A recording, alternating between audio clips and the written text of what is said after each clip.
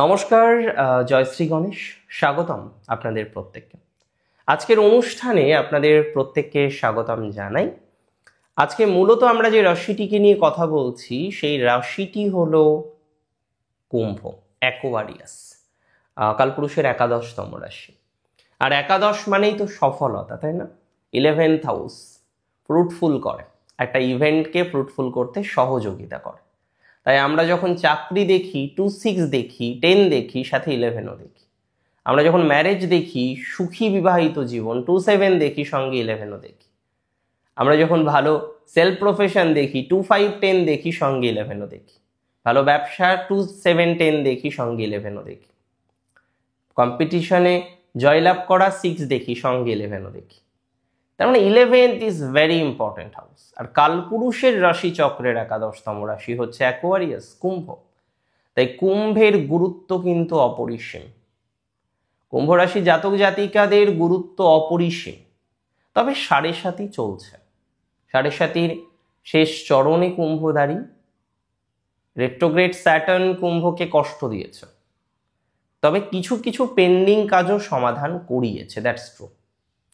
যেমন কিছু কিছু ক্ষেত্রে একটা টেনশন এসেছে, একটা যন্ত্রণা এসেছে, কিছু কিছু ক্ষেত্রে আপনি কনফিউজড হয়েছেন, কিছু কিছু ক্ষেত্রে আপনার জীবনচক্রে চাপ এসেছে, তাপ এসেছে।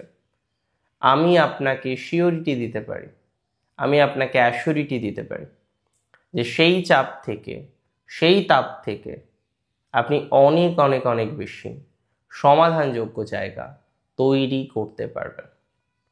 2025-তে নভেম্বরের 28-এর পর স্যাটার্ন রেট্রো থেকে ডিরেক্ট হচ্ছে। 28শে নভেম্বর থেকে 30শে নভেম্বর, এই যে সময়কালটা স্যাটার্নের বক্রগতি থেকে মার্গী গতি আমরা দেখতে পারবো। এবং তৎপশ্চাৎ স্যাটার্ন কিন্তু আপনার দ্বিতীয় অবস্থান করবে। আপনারা জানেন দ্বিতীয় শনি মানে 7.5 তৃতীয় চরণ। তার মানে আমরা কিন্তু ধীরে ধীরে শনি 7.5 থেকে মুক্তির দিকে এগোচ্ছি, যাদের রাশি হচ্ছে কুম্ভ, যাদের অ্যাকোয়ারিয়াস সাইন। কুম্ভ রাশির জাতক জাতিকাদের দেখুন বিভিন্ন রকম বিষয় নিয়ে আমরা পর্যালোচনা করেছি, এর আগেও দেখেছি। কুম্ভ রাশি যদি আমরা স্যাটার্নের প্রভাব নিয়ে আলোচনা করার চেষ্টা করি, তাহলে আমি আপনাদের জানাতে চাই যে কুম্ভ কিন্তু যথেষ্ট ডেভেলপমেন্ট করবে এই ট্রানজিটে। দেখুন 7.5 মানেই খারাপ এরকম তো নয়।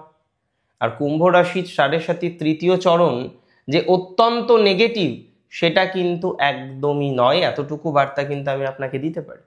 দেখুন আমি দায়িত্ব নিয়ে আপনাকে বলছি, যে সমস্ত কুম্ভ রাশির জাতক জাতিকারা ফাইন্যান্সিয়াল ক্রাঞ্চে আছেন, ক্রাঞ্চ মানে লিটারালি ক্রাঞ্চ, আপনার অর্থনৈতিক দুরবস্থা, টাকা পয়সা নেই, কোনো কোনো কারণে ইএমআই এ জড়িয়েছেন, লোনে জড়িয়েছেন, এই ধরনের ম্যাটারগুলো থেকে আমি যতদূর বুঝি আপনি যথেষ্ট পরিমাণে প্রোগ্রেস পাবেন, যথেষ্ট পরিমাণে গ্রোথ পাবেন। লোন বা ইএমআই বা এই ধরনের ম্যাটারগুলো থেকে কুম্ভের কিন্তু একটা পজিটিভ ভাইবস আসবে। কুম্ভের কিছু ফাইন্যান্সিয়াল জায়গার সাডেন সাপোর্ট পাওয়া যেতে পারে, বাট সাডেন সাপোর্ট মিনস কিন্তু লটারির কথা আমি বলিনি। সাডেন সাপোর্ট মানে সাডেন সাপোর্ট। তবে কুম্ভকে খুব ধীর স্থির গতিতে এগোতে হবে। একদিনের রাজা নয়, বছরের রাজা, বছর বছরের রাজা হয়ে কুম্ভকে থাকতে হবে। তো স্যাটার্নের প্রভাব এখন অত্যন্ত বেশি।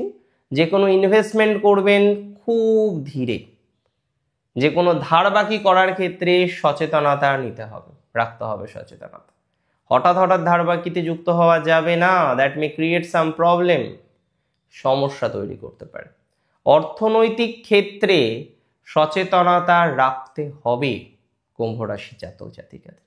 কুম্ভ যদি অর্থনৈতিক ক্ষেত্রে সচেতনতা না রাখেন তাহলে কিন্তু কুম্ভের জন্য মুশকিল। যত বেশি সচেতনতা রাখতে পারবেন তত বেশি পজিটিভিটি আপনার জীবনচক্রে আসবে। সো আমি মনে করি যাদের রাশি কুম্ভ, আপনাকে ধীরে সুস্থে এই ডিসিশনগুলো কিন্তু নেওয়ার চেষ্টা করতে হবে।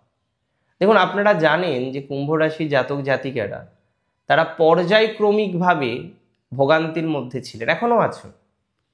বিকজ অনেকের কাজ চলে যায়, তারপরে নানা রকম ডিসিশন নিতে হয়, একটা আনসার্টেন স্টেবিলিটির অভাব অনেক কুম্ভ ফেস করছে। এবং আগে যেভাবে প্রফেশনটা চলছিল সেই জায়গাটাও কিন্তু আপনাদের জন্য প্রবলেমেটিক। তবে আমি আপনাদের একটা কথা খুব দায়িত্ব নিয়ে বলতে চাই যে কুম্ভ রাশির জাতক জাতিকাদের এই প্রবলেম থেকে, এই প্রবলেমের ধারা থেকে, প্রবলেমের ধারাবাহিকতা থেকে আপনাদের পজিটিভিটির জায়গাটা অনেকটা বৃদ্ধিপ্রাপ্ত হবে। 2025 এন্ড থেকে কুম্ভ রাশির জাতক জাতিকাদের যে প্রফেশনাল ভ্যালুজ সেটা ডেভেলপ করতে চলেছে। কুম্ভ এটা নিয়ে কিন্তু নিশ্চিন্তে থাকতে পারে। কিছু কিছু মনিটারি প্রবলেম কুম্ভের আছে, সেটা মিনিমাইজ হবে, যেটা আমি বললাম। 7.5 শেষ ফেজে এসে আপনার কাজের অভাব হবে না। অনেকের তো কাজের অভাব রয়েছে, অনেকের কর্মজীবন নিয়ে খুব স্ট্রেসের মধ্যে থাকতে হয়, অনেকের প্রফেশনাল নিয়ে খুব স্ট্রেসের মধ্যে থাকতে হয়, অনেকের প্রফেশনাল জায়গাটা খুব ভালো জায়গায় নেই। একটা স্ট্রেস, একটা যন্ত্রণা, একটা ডিস্টারবেন্স, এই জায়গাগুলো বেটার দিকে যাবে। উপযুক্তভাবে সিভি জমা দিন যারা চাকরি পাচ্ছেন না। আমি আপনাকে বলছি, ঈশ্বরের আশীর্বাদে আপনার কর্ম প্রচেষ্টায় আপনি আবার কর্মজীবনে প্রবেশ করতে পারবেন। অনেকে জবলেস এবং ফ্রাস্ট্রেশন, দেখুন জব না থাকলে ফ্রাস্ট্রেশন আসবে, দ্যাট ইজ ভেরি ট্রু না? আজকে একজনের চাকরি নেই, তার এত লাইবিলিটিস রয়েছে, তার ফ্রাস্ট্রেশন আসবে না, আপনার আমার ফ্রাস্ট্রেশন আসবে। এবার এই যে ফ্রাস্ট্রেশনে আছেন, এই ফ্রাস্ট্রেশন থেকে মুক্তি তো দরকার, মুক্ত হতে হবে, মুক্ত হতে পারবেন। দেখুন স্যাটার্ন যে বক্রগতিতে যাওয়ার পর খারাপ করেছে বিষয়টা তেমন নয়, তবে পুরনো কাজ, পুরনো ইভেন্ট সেগুলো কমপ্লিট হয়েছে, সেগুলো সম্পন্ন হয়েছে। বাট আমাদের তো কারেন্ট ইভেন্ট নিয়ে ভাবতে হবে। পুরনো ইভেন্ট, কোনো এক বছরের টাকা পাচ্ছিলেন না, সেটা হলো পেলেন, সেটা হয়তো পেয়েছেন। কোনো একটা রিলেশনশিপ খারাপ হয়েছিল, সেটা হয়তো ঠিক হয়েছে। বাট কারেন্টলি যে আপনার জব নেই, কারেন্টলি যে আপনি জবহীন, এই ম্যাটারগুলো যদি ঠিক না হয় তাহলে তো মুশকিল। আমি বিশ্বাস করি এই ম্যাটারগুলো ঠিক হবে। আমি বিশ্বাস করি এইগুলো থেকে একটা পজিটিভ ভাইবস আসবে। আমি বিশ্বাস করি এগুলো থেকে একটা এনহান্সমেন্ট আপনি পাবেন। আমি বিশ্বাস করি যে আপনার সিভি জমা দেওয়া থেকে শুরু করে আপনার যে সাকসেস, সেটা কিন্তু সাউন্ড করতে চলেছে। সাকসেস আপনি পাবেন, গ্রোথ আপনি পাবেন, পর্যায়ক্রমিকভাবে আপনার গ্রোথ আসবে, পর্যায়ক্রমিকভাবে আপনার ডেভেলপমেন্ট আসবে।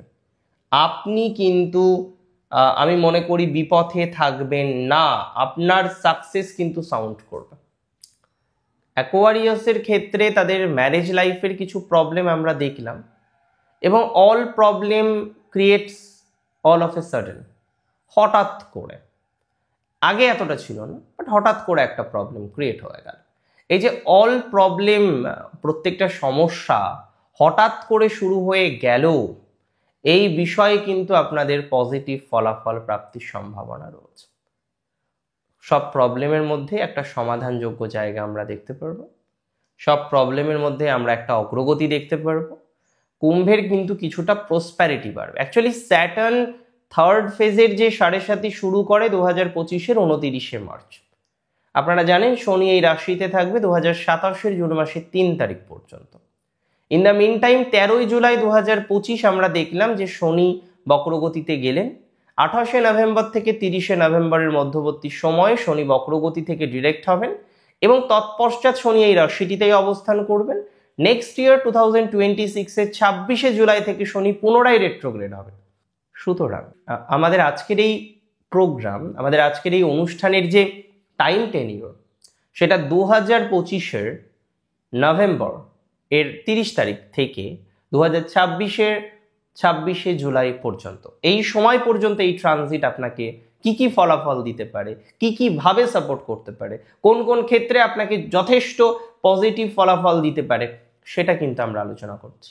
তবে আমি মনে করি অল অফ এ সাডেন আপনার ডেভেলপমেন্ট হবে, আপনার গ্রোথ হবে, আপনার অপরচুনিটিস বৃদ্ধিপ্রাপ্ত হবে, অনেকটাই সুস্থ স্বাভাবিক ফলাফল আপনি জীবনচক্রে লক্ষ্য করতে পারবেন, অনেকটাই অগ্রগতি আপনার জীবনচক্রে আসবে। 7.5 চলছে, চলুক না, আপনি তো অসৎ নন, আপনি তো কাজ করছেন। হ্যাঁ, এটা নয় যে সৎদের কোনো সমস্যা হচ্ছে না, যারা অনেস্ট তেমনও আমি দেখেছি, তারাও কিন্তু মাঝে মাঝে ডিস্টারবেন্সের মধ্যে পড়ছেন, কিন্তু রিকভারেবল। সমস্যা হলেও সমস্যাটা সমাধানযোগ্য, সমস্যাটার সমাধান আপনি কিন্তু পাচ্ছেন। সমস্যাটার সমাধান আপনি কিন্তু পাবেন। ভালো থাকুন আপনারা, দিন শেষে অনেকটা ভালো থাকুন, অনেকটা গ্রোথ হোক আপনার। শেষ করছি আজকে এখানে। জয় শ্রী গণেশ।